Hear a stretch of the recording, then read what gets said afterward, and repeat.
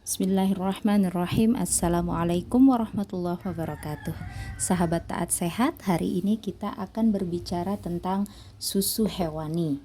Susu hewani adalah produk hewani yang di dalamnya terkandung lemak, protein, dan karbohidrat dalam bentuk laktosa. Susu merupakan produk yang banyak disebutkan oleh Allah di dalam Al-Quran. Rasulullah Shallallahu Alaihi Wasallam pun meminum susu dan memilih susu saat peristiwa Isra Mi'raj. Susu adalah cairan yang akan kita temukan nanti di surga Allah. Jika Allah sudah sebutkan, maka sudah pasti susu itu adalah makanan yang thayyib. Tapi apakah semua susu hewani yang ada di dunia saat ini semuanya thayyib? Ternyata tidak. Ada susu hewani yang thayyib, ada juga susu hewani yang beracun atau khabith. Apa itu susu hewani yang thayyib dan apa itu susu hewani yang khabith? Susu hewani yang thayyib adalah susu segar. Semakin baik apabila susu tersebut belum mengalami pemanasan. Dan susu ini berasal dari hewan yang diternak atau dipelihara dengan cara yang baik. Apa itu hewan ternak yang dipelihara dengan baik? Yaitu hewan ternak yang memakan rerumputan atau dedaunan dan diberi kesempatan untuk berjalan dan berlarian di alam bebas. Susu segar seperti ini bisa langsung kita dapatkan di peternakan. Tetapi ada juga yang dijual di supermarket dengan label raw milk. Ini artinya susu segar. Terus ada tambahan labelnya nih. Biasanya ada tulisan begini. 100% grass fed. Grass fed ini artinya hewan ternak itu hanya memakan rerumputan atau dedaunan. Ada juga istilah lain nih. Ada istilah organic milk. Ini kalau yang beli di supermarket ya. Ada yang organic milk, ada yang grass fed. Grass fed milk itu berbeda dengan organic milk. Grass fed milk artinya hewan ternaknya memakan rerumputan atau dedaunan. Sedangkan organic milk artinya hewan ternaknya itu masih diberi campuran antara rumput dan pakan organik. Misalnya pakannya terbuat dari olahan biji-bijian organik. Jadi tidak 100% mengonsumsi rumput dan dedaunan. Jadi masih ditambah dengan olahan biji-bijian. Jadi kalau mau mengonsumsi susu dan atau produk dari susu lainnya yang dibeli dalam bentuk kemasan di toko, di supermarket, misalnya kayak butter, yogurt, keju, itu sebaiknya pilih yang mempunyai label 100% grass fed yang tidak mengandung tambahan garam atau bahan-bahan lainnya. Jadi selalu cek daftar komposisinya ya. Komposisinya dicek kalau untuk mengonsumsi makanan-makanan kemasan. Sedangkan susu hewani yang tergolong khabith atau beracun diantaranya susu dari hewan yang dizolimi, susu yang mengalami proses pasteurisasi, susu skim, susu low fat atau less fat, susu bubuk, dan susu dengan bahan tambahan. Jenis susu hewani khabith yang pertama adalah susu dari hewan ternak yang dizolimi, yang dipelihara dengan cara yang zolim, yang melanggar fitrah dari hewan ternak tersebut. Bagaimana sih fitrah hewan dilanggar? Yang pertama adalah hewan ternaknya selalu dikurung di kandang. Selalu dikurung, tidak dibiarkan berlarian, tidak diberi kesempatan untuk menikmati alam bebas. Hal ini dilakukan tentu saja untuk menekan biaya produksi atau biaya perawatan. Jadi orientasinya adalah uang. Kemudian hewan ternaknya diberi pakan buatan yang terbuat dari biji-bijian. Bahkan biji-bijiannya itu adalah biji-bijian yang gennya sudah dimodifikasi atau istilahnya adalah GMO. Kenapa menggunakan GMO? Kenapa menggunakan biji-bijian GMO? Karena harganya relatif murah. Hal ini lagi-lagi dilakukan untuk menekan biaya produksi atau biaya perawatan. Masih dengan orientasi uang. Kemudian hewan ternaknya rutin diberi suntikan hormon pertumbuhan atau diberikan pakan buatan yang mengandung hormon pertumbuhan. Jadi di pakannya itu sudah diberikan hormon pertumbuhan. Kenapa diberi hormon pertumbuhan? Hal ini dilakukan agar hewan ternaknya cepat bertumbuh dan berkembang biak sehingga terus dapat memproduksi susu serta susunya dapat terus dijual. Lagi-lagi orientasinya keuntungan atau uang.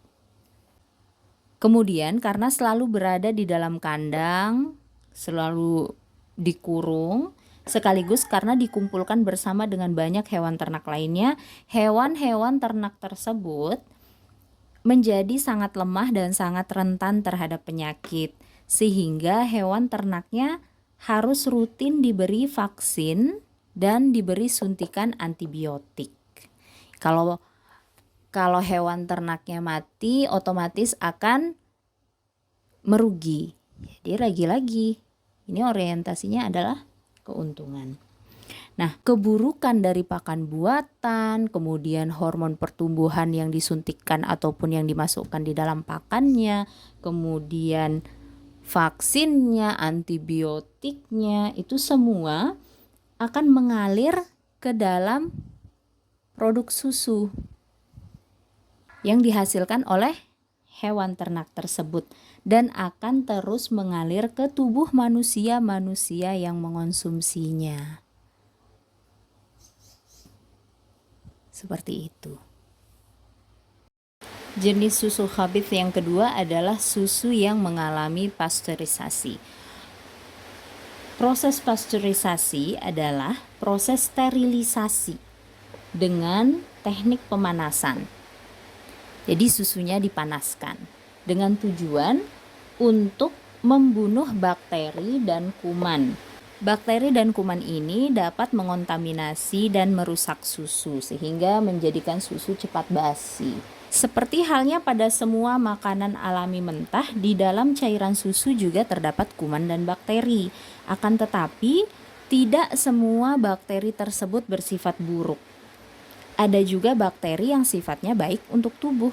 Namun, karena kuman dan bakteri yang terdapat pada susu tersebut dapat mempercepat proses pembusukan terhadap susu, akhirnya produsen melakukan proses pasteurisasi atau pemanasan ini untuk membunuh kuman dan bakteri tersebut. Karena kalau susu yang diproduksi itu cepat basi, otomatis produsen susu akan kesulitan untuk mendistribusikan susu tersebut ke tempat-tempat yang jauh. Misalnya, produsen susu tersebut berada di daerah atau di negara Amerika, misalnya. Kemudian akan didistribusikan ke Afrika, misalnya. Dari Amerika ke Afrika membutuhkan waktu berapa lama?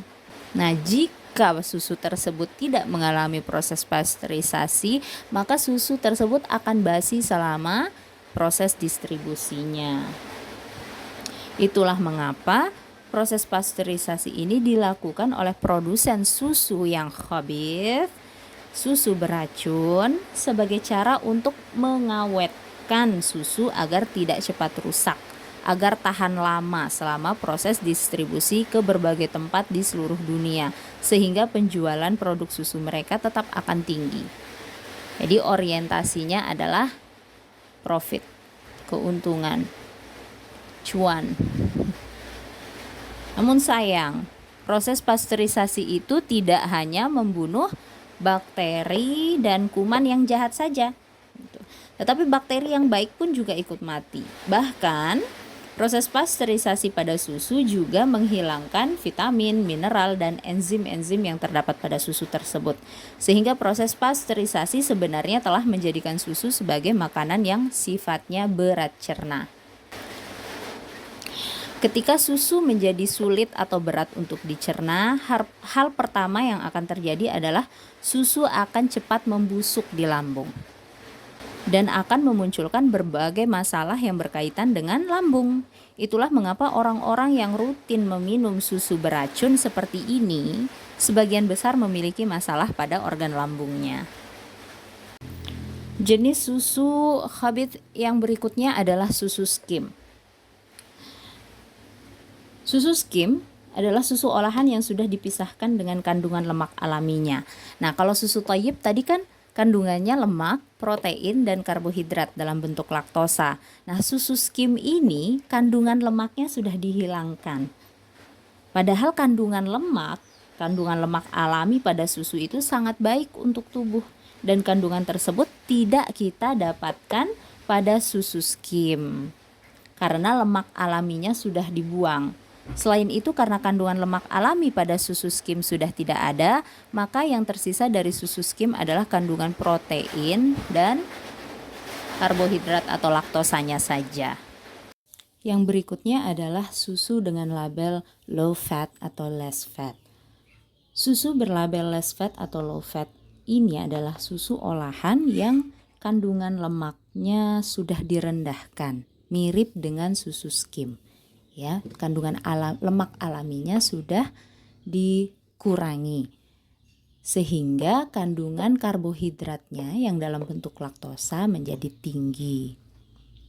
Selain itu, karena kadar lemak alami pada susu dengan label khusus less fat atau low fat ini sudah diturunkan, sedangkan lemak alami itu adalah yang membuat susu menjadi terasa enak. Nah, untuk tetap membuat susu tersebut tetap terasa enak, akhirnya produsen susu menambahkan garam olahan pada susu tersebut, susu dengan label low fat dan less fat ini, ya, supaya rasa susunya tetap berterima di lidah konsumen. Nah, kalau rasanya sudah enak, otomatis produk tersebut akan laris di pasaran. Lagi-lagi orientasinya adalah uang atau keuntungan. Yang berikutnya adalah susu bubuk. Susu bubuk adalah susu yang sudah mengalami proses panjang dari susu yang berbentuk cairan hingga menjadi susu yang berbentuk bubuk. Berikut ini adalah alur pembuatan susu bubuk, ya. Kita mulai dari susu dari sapi perah itu akan dibawa ke pabrik. Di pabrik akan ditampung, kemudian setelah mengalami penampungan akan mengalami proses pasteurisasi, kemudian akan mengalami proses standarisasi, kemudian masuk ke tahap pemanasan awal, dipanaskan. Setelah dipanaskan kemudian mengalami tahap penguapan, lalu tahap pengeringan awal, tahap pengeringan lanjutan, kemudian tahap pencampuran dengan bahan-bahan lain. Dan yang terakhir adalah pengemasan. Jadi panjang sekali prosesnya. Dari susu yang berbentuk cairan sampai akhirnya susunya berbentuk bubuk. Kemudian ini didistribusikan ke seluruh dunia. Masih ingat kan konsep dasarnya bahwa jika suatu sumber makanan mengalami proses yang terlalu panjang, maka dia akan kehilangan mineral alaminya. Otomatis makanan tersebut akan menjadi berat cerna. Ketika mineral alami tidak ada, maka yang akan disedot mineralnya adalah tulang dan gigi. Dan yang terakhir adalah susu dengan bahan tambahan. Apa saja bahan-bahan tambahannya? Terkadang ada susu yang diberi pemanis olahan. Kemudian ada susu yang menggunakan pewarna, warna pink, warna ungu, warna coklat dan sebagainya. Kemudian ada perisanya ya. Kadang ada rasa stroberi, rasa coklat, rasa anggur dan lain-lain. Kemudian ada pengawet, garam olahan, natrium supaya rasanya enak, kemudian vitamin dan mineral buatan, kemudian pengatur keasaman dan bahan-bahan lainnya. Silahkan selalu cek komposisi setiap kali akan mengonsumsi makanan minuman kemasan, selalu cek komposisinya supaya sahabat yakin dengan isi dari makanan yang akan dikonsumsi tersebut. Dan biasanya makanan kemasan selalu sebagian besar lah menggunakan ini dan ini bahan utama dari makanan kemasan. Jadi selalu cek komposisinya. Kalau ada tulisan garam, pasti yang dipakai adalah garam olahan. Kalau ada tulisan gula, pasti itu adalah pemanis olahan dalam bentuk high fructose corn syrup, karena itu yang harganya murah, seperti yang sudah dijelaskan pada pertemuan hari ke-8. Lebih jauh lagi, para ilmuwan yang bekerja sama dengan produsen susu khabith atau beracun itu menghembuskan kerancuan dan mitos dengan mengatakan bahwa anak-anak harus minum susu untuk kekuatan tulang dan gigi mereka, serta mengatakan bahwa susu yang diproduksi ini oleh produsen susu A, B, C, dan seterusnya itu mengandung vitamin dan mineral yang baik untuk kekuatan tulang dan gigi. Sekarang bisa kita lihat bahwa produk susu olahan yang mereknya A, B, C, dan seterusnya itu berlomba-lomba bersaing memperpanjang deretan nama vitamin dan mineral pada susu yang mereka produksi. Banyak sekali namanya, vitamin ini, vitamin itu, mineral ini, mineral itu. Susu-susu yang mereka produksi tersebut, produk-produk susu tersebut memang mengandung vitamin dan mineral, tetapi vitamin dan mineral itu adalah vitamin dan mineral buatan. Sebab vitamin dan mineral alami dari produk susu tersebut sudah hilang karena begitu panjangnya proses pengolahannya, proses pembuatannya. Produsen susu olahan mengklaim bahwa produk susu A, B, C yang mengandung vitamin dengan nama-nama yang berbagai macam dan mineral dengan nama-nama yang berbagai macam yang mereka tambahkan di dalam produk susu yang mereka buat itu, mereka klaim baik untuk otak lah, baik untuk tulang lah, baik untuk gigi lah, baik untuk usus dan sebagainya. Padahal seperti yang sudah sering dijelaskan bahwa ketika seseorang mengonsumsi makanan yang sudah tidak memiliki kandungan mineral alami, maka tubuhnya akan terpaksa menyedot mineral yang ada pada tulang dan gigi untuk mencerna makanan tersebut yang sudah tidak memiliki mineral alami. Jadi alih-alih menguatkan tulang dan gigi, sebenarnya mengonsumsi susu olahan atau susu yang diproduksi dengan cara yang zalim oleh produsen susu yang zalim itu malah akan membuat tulang dan gigi anak menjadi keropos. Terus kalau nggak minum susu, anak-anak dapat kalsiumnya dari mana dong? Nah, ini adalah pertanyaan yang sering ditanyakan oleh ibu-ibu yang khawatir kalau anaknya nggak minum susu nanti anaknya akan kekurangan asupan kalsium.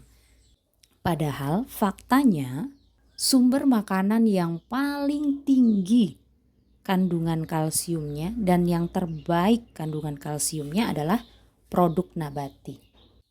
Kalsium ini kan mineral. Mineral itu banyak terdapat di tanah. Nah, yang banyak menyerap mineral dari tanah adalah produk nabati. Jadi kalsium pada produk nabati itu jauh lebih baik dan lebih banyak dibandingkan dengan kalsium yang ada pada susu hewani. Karena tumbuh-tumbuhan, sekali lagi karena tumbuh-tumbuhan itu menyerap langsung kalsium dari tanah seperti yang dijelaskan tadi ya. Selain itu ada juga di produk hewani seperti ikan-ikan kecil, ikan segar ya, ikan kecil, ikan sarden segar yang bisa dimakan bersama tulang lunaknya. Itu juga dapat menjadi asupan sumber kalsium yang baik. Jadi jangan khawatir anak-anak akan kekurangan kalsium hanya karena tidak minum susu. Dan susunya pun susu olahan. Itu jangan khawatir. Ya. Allah sudah menyediakan sumber kalsium dari makanan alami yang tersedia dan tersebar di sekeliling kita. Jadi selama mereka tetap rutin mengonsumsi makanan-makanan alami tersebut, insya Allah kebutuhan mereka terhadap kalsium akan terpenuhi sehingga tulang dan gigi mereka akan kuat terjaga. Nah, selain mengonsumsi makanan alami ini, rutinlah juga mengajak anak-anak untuk berjemur atau berkegiatan di luar rumah agar tubuh mereka dapat menyerap vitamin D. Vitamin D ini fungsinya adalah untuk mengikat kalsium, membantu penyerapan kalsium. Jadi kalaupun kita mengonsumsi atau mengasup kalsium banyak dari makanan alami tapi kita kekurangan vitamin D, maka kalsium-kalsium itu tidak akan maksimal diserap oleh tubuh. Jadi vitamin D ini juga sangat penting dan salah satu cara untuk mendapatkan vitamin D adalah dengan banyak mendapat sinar matahari.